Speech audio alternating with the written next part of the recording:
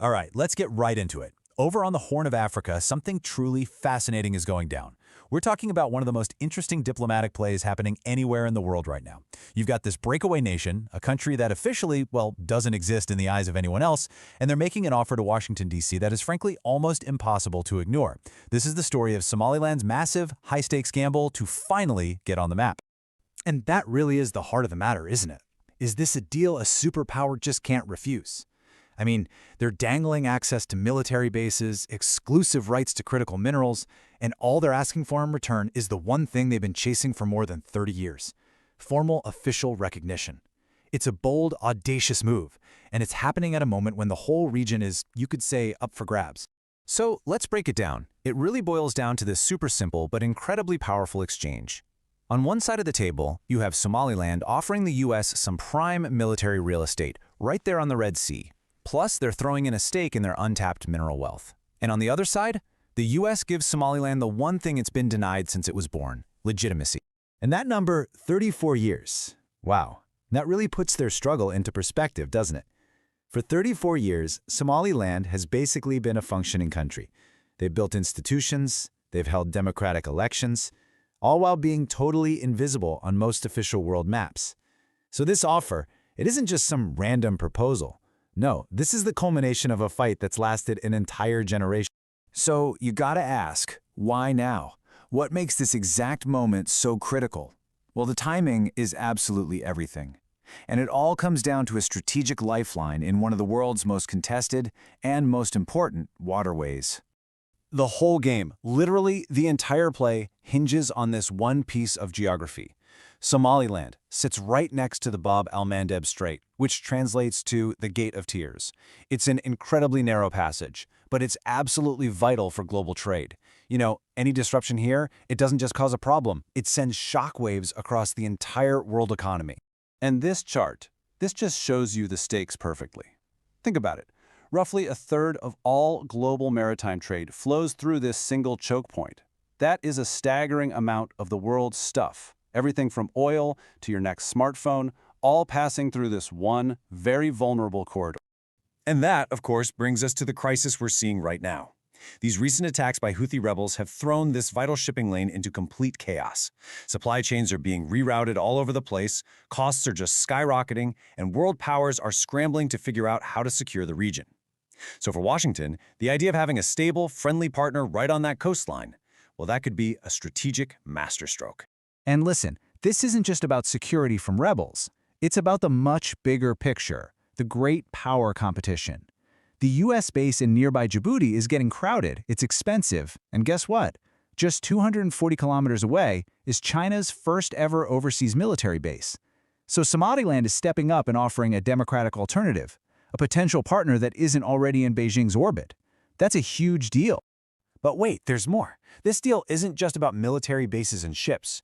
Buried under Somaliland's ground is what some people are calling white gold. Yup, we're talking about lithium, the absolute keystone mineral for the batteries that power, well, everything. Our phones, electric cars, it's a critical piece of the global green energy transition.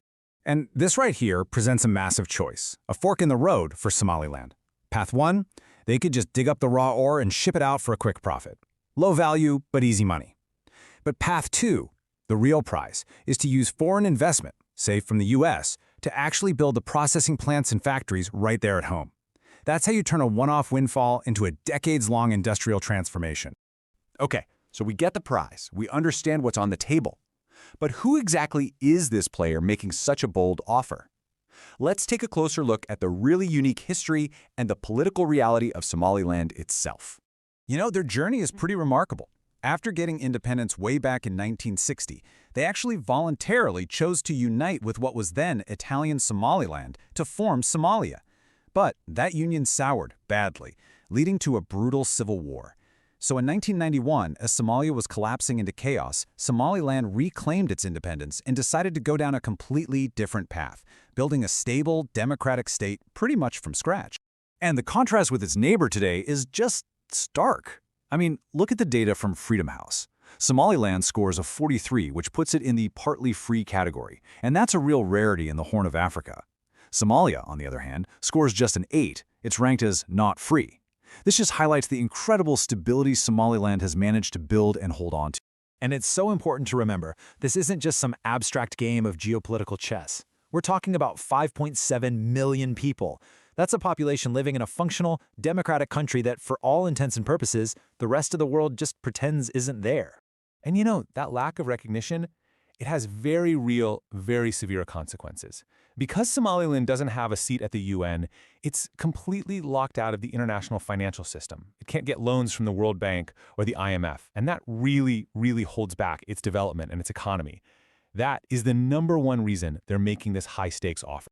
Okay, so if Somaliland is stable, it's democratic, and it's in a perfect strategic spot, you have to be asking yourself, why hasn't this deal happened already? What's the catch? Well, it turns out the road to recognition is filled with some major diplomatic roadblocks. Yeah, there are a few huge hurdles. First off, you've got the long-standing One Somalia policy that both the US and the African Union have stuck to for decades. They're really hesitant to break that.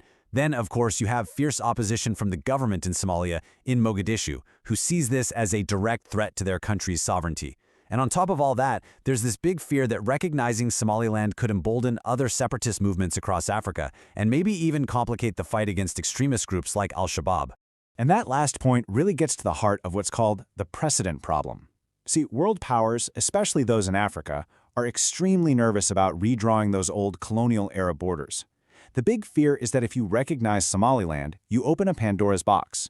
You could inspire dozens of other breakaway regions, and that could lead to widespread instability. So all of this, it brings Somaliland to this critical crossroads. After decades of patiently, quietly building a nation in the shadows, they've decided it's time to force the issue. This really is a make-or-break moment for them. And this quote, it just perfectly captures their new way of thinking. Survival isn't enough. For 34 years, Somaliland has proven it can survive without anyone's recognition. But now, in this new world of great power rivalry, they're betting that just surviving isn't good enough anymore. They are actively using their strategic value as leverage to demand, not ask for, full legitimacy. And when you look at it, the two possible futures here could not be more different.